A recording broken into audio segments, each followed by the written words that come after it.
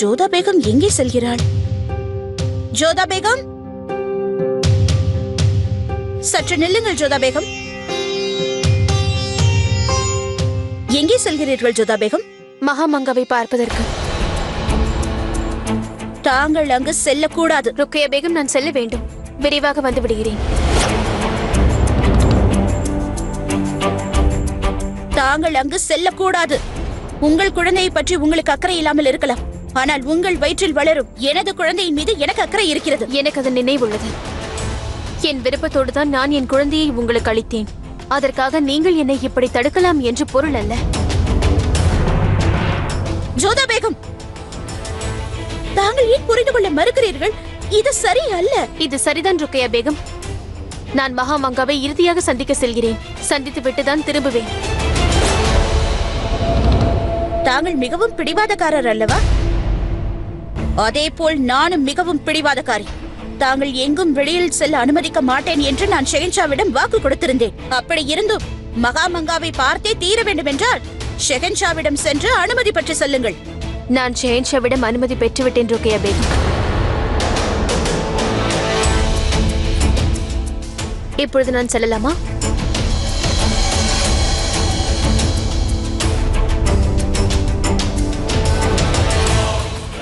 ஜலால் எவ்வாறு இதற்கு அனுமதி அளித்தார்?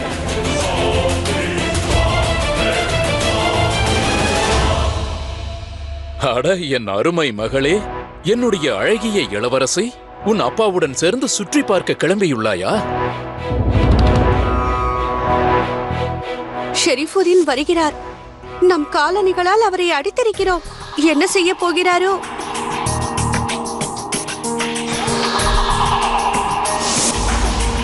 தாங்கள் ஏன் என்னை பார்த்து இப்படி பயப்படுகிறீர்கள்? நீங்கள் என்னை பார்த்து பயப்படுவதற்கு எந்த அவசியமும் இல்லை. நீங்கள் அன்று ஷெஹன்ஷா இட்ட கட்டளையைத்தான் நிறைவேற்றினீர்கள்.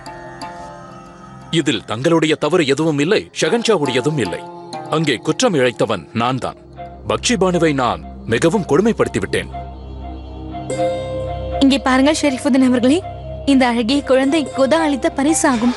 அது மட்டுமல்லாமல் தங்களை பார்க்கும் பொழுது ஏதோ சங்கடமாக உள்ளது. அந்த கசப்பான விஷயத்தை மறந்து விடுவீர்கள் என்று நம்புகிறேன். நிச்சயமாக. எனக்கு உங்கள் அனைவர் மீதும் எந்த கோபமும் இல்லை. குதாஃபிஸ்.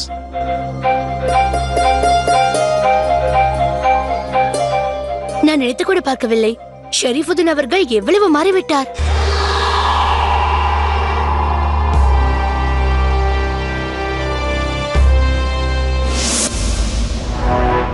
இவர்கள் கூறுவது ஒருவேளை உண்மைதானோ? ஷெரீஃபுதீன் மாறிவிட்டாரோ?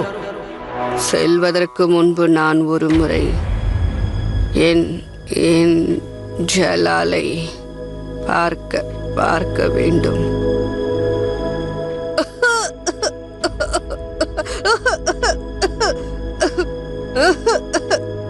ஏன் வந்தீர்கள்? மீண்டும் எதற்காக வந்தீர்கள்? என்னை மன்னித்து விடுங்கள் மகாமங்கா அவர்களே. பேகம் ஜோதா, என் அம்மா என்ன கூறுவார் என்று தெரியுமா? அறிவை பிரயோகப்படுத்தாமல் மனதால் முடிவெடுப்பவர்கள்தான் இவ்வாறு மன்னிப்பு கேட்பார்களாம். அப்படி என்று என் தாயார் கூறுவார். என்னை முட்டாளாக்கும் அளவிற்கு தங்களுக்கு அந்த அளவிற்கு அறிவு இல்லை ஜோதா பேகம்.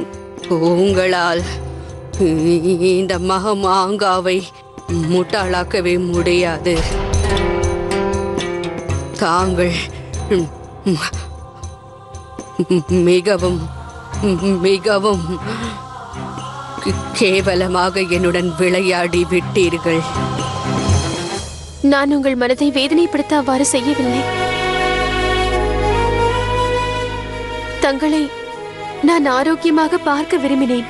இப்பொழுது கூட நான் தங்களுக்காக ஏதாவது செய்ய முடியுமா என்றுதான் முயற்சி செய்கிறேன்.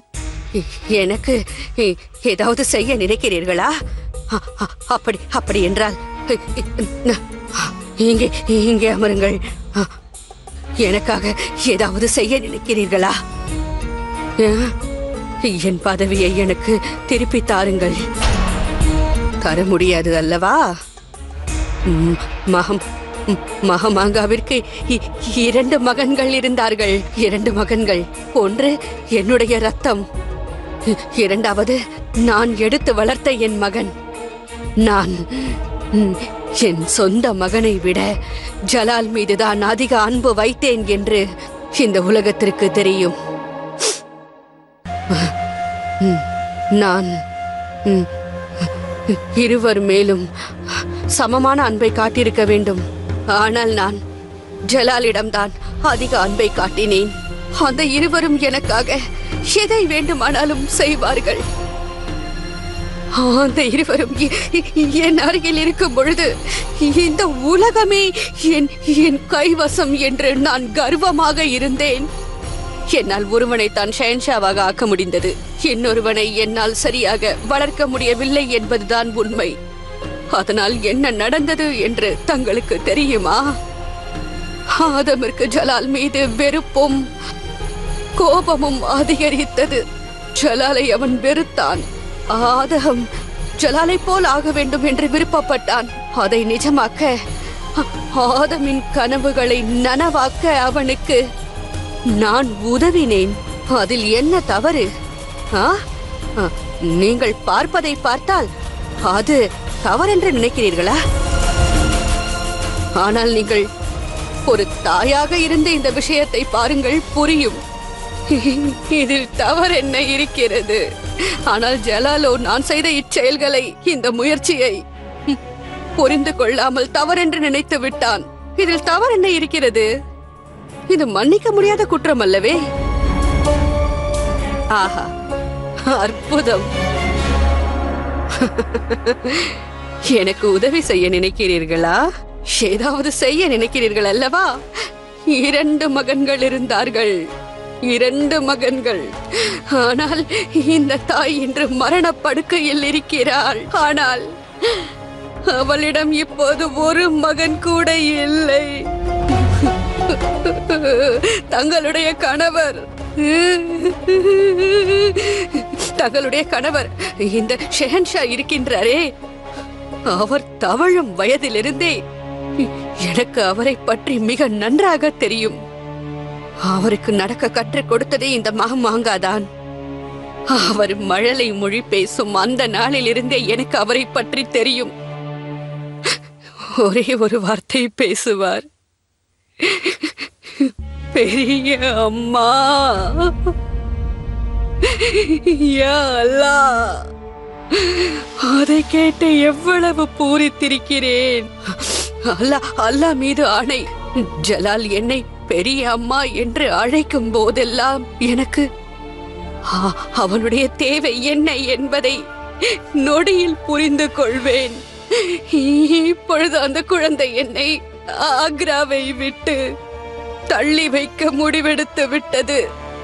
ஜலால் மனதில் என்ன இருக்கிறது என்று இப்பொழுது கூட என்னால் இங்கிருந்தே கூறிவிட முடியும்.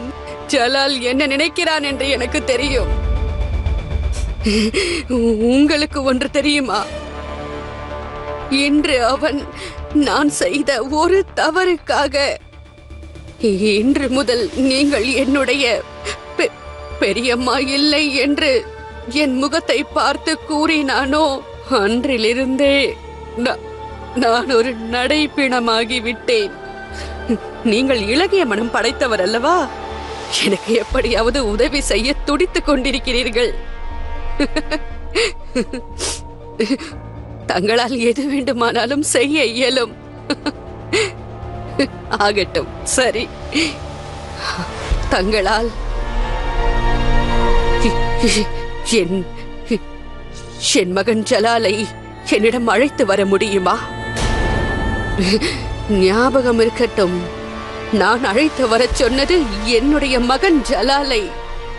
நான் உங்களிடம் இந்த நாட்டு ஷெஹன்ஷாவை அழைத்து வர கூறவில்லை. இரண்டிற்கும் வித்தியாசம் இருக்கிறது. ஏனென்றால் ஒரு காலத்தில் என்னுடைய இந்த செல்ல மகன் என்னை பெரியம்மா என்று அழைத்து வந்தான். ஆனால் எப்பொழுது ஷெஹன்ஷா உங்களை நிக்கா செய்தாரோ அவருக்கு என்ன ஆயிற்று என்றே எனக்கு தெரியவில்லை. எனக்காக ஏதாவது செய்ய வேண்டும் என்று நினைத்தீர்கள். ஆனால் என் மகன் ஜலாலை என்னிடம் அழைத்து வா. நீங்கள் ஒரு ராஜபுத்திரி. ராஜபுத்திரர்களை பற்றி நான் கேள்விப்பட்டிருக்கிறேன். ஒரு முறை அவர்கள் வாக்களித்து விட்டால் உயிரை பணயம் வைத்தாவது தங்களுடைய வாக்கை அவர்கள் நிறைவேற்றுவார்களாம். நான் தங்களிடம் தங்கள் உயிரை கேட்கவில்லை. தங்களால் இயன்றால் ஏதாவது செய்ய நினைத்தீர்களானால் என்னுடைய மகன், என் மகன் ஜலாலை என்னிடம் அழைத்து வாருங்கள். எனக்கு ஏதாவது நீங்கள் செய்ய நினைத்தீர்களானால் சென்று என் ஜலாலிடம் இதை கூறுங்கள். என் உயிரானது இந்த உடலை விட்டு பிரிவதற்குள் ஒரு முறை என்னை பெரியம்மா என்று அழைக்க வேண்டும். ஒரு முறை பெரியம்மா என்று அழைக்க வேண்டும்.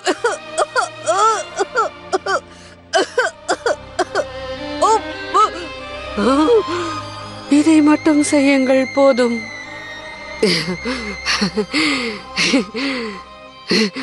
உங்களால் இதை செய்ய இயலாது. யாராலும் எதுவும் செய்ய இயலாது. யாராலும் ஜலாலை அழைத்து வர முடியாது. ஜலாலும் வரமாட்டான், ஆதம் காணும் வரமாட்டான், யாருமே வரமாட்டார்கள். போய்விடு, போ. எனக்கு ஜலாலும் இல்லை, ஆதமும் இல்லை.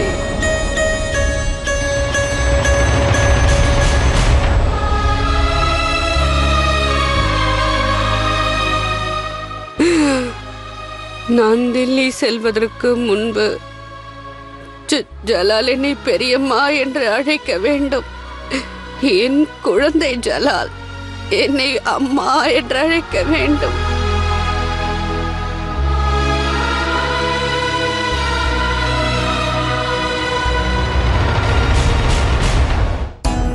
பல்லக்கு தயாரானதும் மகாமாங்காவிடம் செல்லுங்கள்.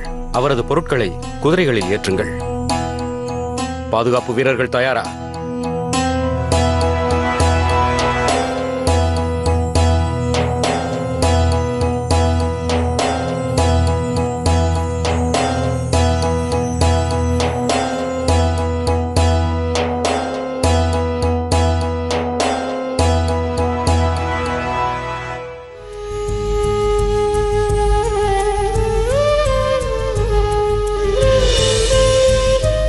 செய்வது? முதல் முறையாக என்னை பார்த்து மகாமங்கா ஒன்றை கேட்டிருக்கிறார். அதை என்னால் தர இயலவில்லை. ஏனென்றால் ஷேன்ஷா அவர் முகத்தை பார்க்க மாட்டேன் என்று முடிவெடுத்து விட்டார். அதே போல் நான் என்ன கூறினாலும் அவர் கேட்கப் போவதில்லை. உங்களுக்கு தெரியுமா ஜோதா பேகம், என்னுடைய பெரியம்மா என் மீது உயிரையே வைத்திருக்கிறார். என் சர்வத்தையும் அவர்தான் பார்த்துக் கொள்கிறார். நான் என் மழலை பருவத்தில் நான் உடுத்திய ஆடைகள், நான் விளையாடிய பொம்மைகள், என் குழந்தை பருவத்தை நினைவூட்டும் அனைத்து விஷயங்களையும், அது மட்டுமல்ல நான் மறந்த விஷயங்களையும் கூட அவர் பத்திரமாக எடுத்து வைத்து பாதுகாத்து கொண்டு வருகிறார். யாரையும் அவர் அதை தொடவிட மாட்டார், ஏன் என்னையும் கூடத்தான். தாயுடைய மனம் அவ்வாறுதான் இருக்கும் ஷேன்ஷா. அவர் குழந்தையை மட்டுமல்ல, அதன் ஞாபகார்த்தங்களையும் பத்திரமாக எடுத்து வைப்பார்.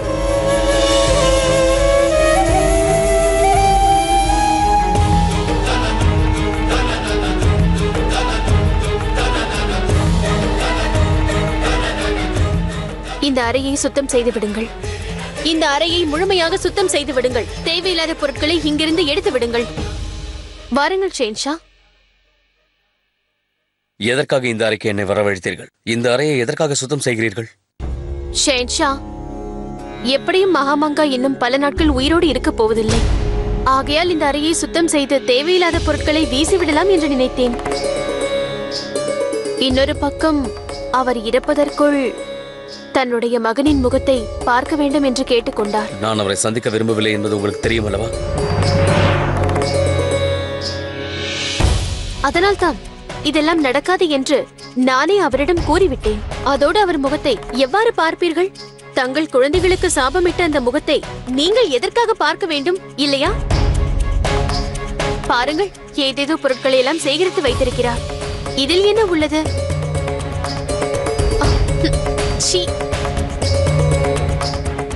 எவ்வளவு பழைய ஆடைகள்!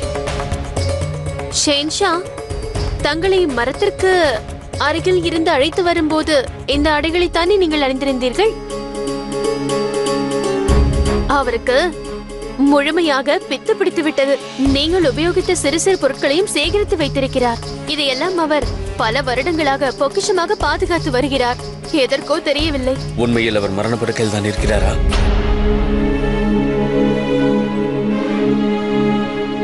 ஆமாம் ஷெஹன்ஷா. அதற்கென்ன? இப்படிப்பட்டவர்கள் எவ்வளவு விரைவாக போகிறார்களோ அவ்வளவு நல்லது. தன்னை என்னமோ உங்களுடைய அம்மா என்று கூறிக்கொள்வார். தன் மகனுடைய குழந்தைகளை எந்த தாயாவது சபிப்பாளா? கூறுங்கள். அவர் தங்களுக்கு பாலூட்டி இருந்தால் என்ன? அவர் உங்களை வளர்த்திருக்கலாம், உங்கள் உயிரை காப்பாற்றி இருக்கலாம். அது அவருடைய கடமை. அவருக்கு தேவையான பொருளை கொடுத்து விட்டீர்கள். அவர் இதையெல்லாம் செய்ததற்காக அவர் செய்த குற்றத்தை எல்லாம் மன்னித்துவிட இயலுமா என்ன? ஷெஹன்ஷா, நீங்கள் கவலைப்படாதீர்கள். இன்னும் ஓரிரு நாட்கள் தான் காத்திருக்க வேண்டும். அதன் பிறகு நம் வாழ்க்கையை விட்டு ஒரு கருப்பு அத்தியாயம் நிரந்தரமாக சென்றுவிடும். என்னிடம் அவர் தன் மகனின் முகத்தை பார்க்காமல் இறக்க மாட்டேன் என்றார். உங்களை பார்த்து என்ன செய்ய போகிறார்? இவ்வளவு கொடுமையை செய்த பிறகு எதற்காக உங்கள் முகத்தை பார்க்க வேண்டும்? தங்களையும் சபிக்கத்தான். வெட்கம் கெட்டவள்.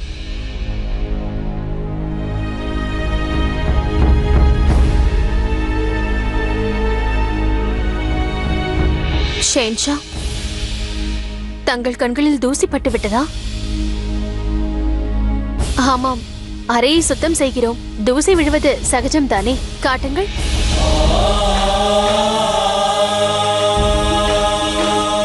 இது கண்ணீரா? ஆனால் ஏன் நீங்கள் கவலைப்படுகிறீர்கள்? இவ்வாறு கண்ணீர் வடிக்கிறீர்கள் என்றால் ஏதோ இருக்கிறது என்ற அர்த்தம். நம் மனதிற்கு பிடித்தவர்கள் நம்மை விட்டு விலகும் போது வேதனையாக இருக்கும். இது கண்ணீர் அல்ல. தங்கள் மனதில் இருக்கும் உணர்வு வெளிவந்து கொண்டிருக்கிறது ஷெஹன்ஷா.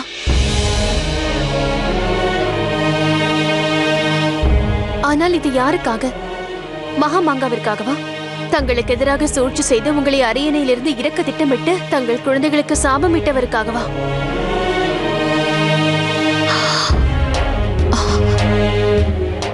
ஷெஹன்ஷா, முதலில் கண்ணீரை துடைத்துக் கொள்ளுங்கள். யாரேனும் பார்த்தால் என்ன நினைப்பார்கள்? தங்களை தவறாக நினைக்க மாட்டார்கள். நீங்கள் மகாமங்காவின் பாலை குடித்து வளர்ந்த அந்த ஜலால் அல்ல. நீங்கள் இப்பொழுது ஒரு ஷெஹன்ஷா. நீங்கள் கண்ணீர் வடிப்பது அழகல்ல. துடைத்து விடுங்கள். அது மட்டுமல்ல, நீங்கள் அந்த தாசிக்கு தேவையான பிரதி உபகாரத்தை செய்து விட்டீர்கள். வேண்டாம் ஜோதா பேகம், அவரை நிந்தித்து ஒரு வார்த்தையும் பேசாதீர்கள். ஏன் ஷெஹன்ஷா? மகாமங்காவை பற்றி தவறாக பேசினால் உங்களுக்கு வலிக்கின்றதா? ஒருவேளை அப்படித்தான் என்றால்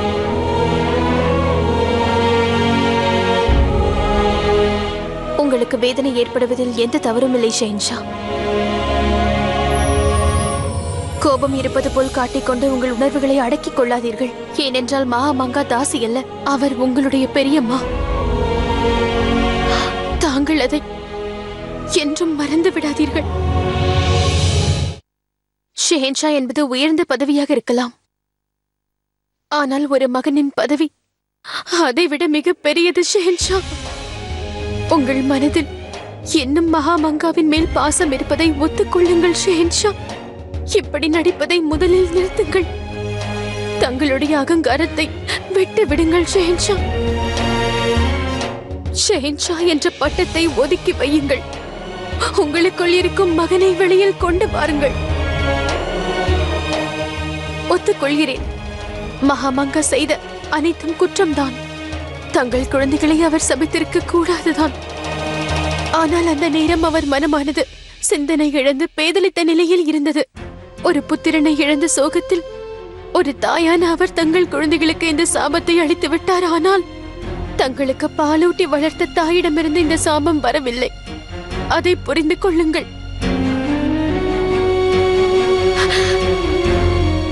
ஒரு ராஜ துரோகியின் விஷயத்தில் ஷெஹன்ஷாவானவர் கண்ணீர் சிந்தக்கூடாது. ஆனால் ஒரு மகன் தன் தாயை நினைத்து கண்ணீர் சிந்துவதில் எந்த தவறும் இல்லை.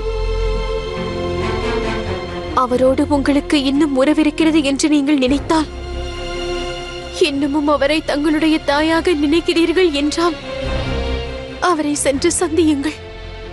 ஒரு ஷெஹன்ஷா குற்றவாளியை சந்திப்பது போலல்ல, மாறாக ஒரு மகன் மரணப்படுக்கையில் இருக்கும் தன் தாயை சென்று சந்திப்பது போல் நீங்கள் செல்லுங்கள்.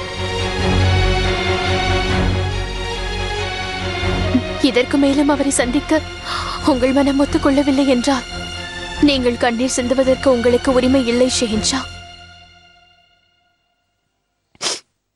மோதிபாய், மகாமங்காவின் அனைத்து பொருட்களையும் இந்த அறையிலிருந்து நீக்கிவிடும்.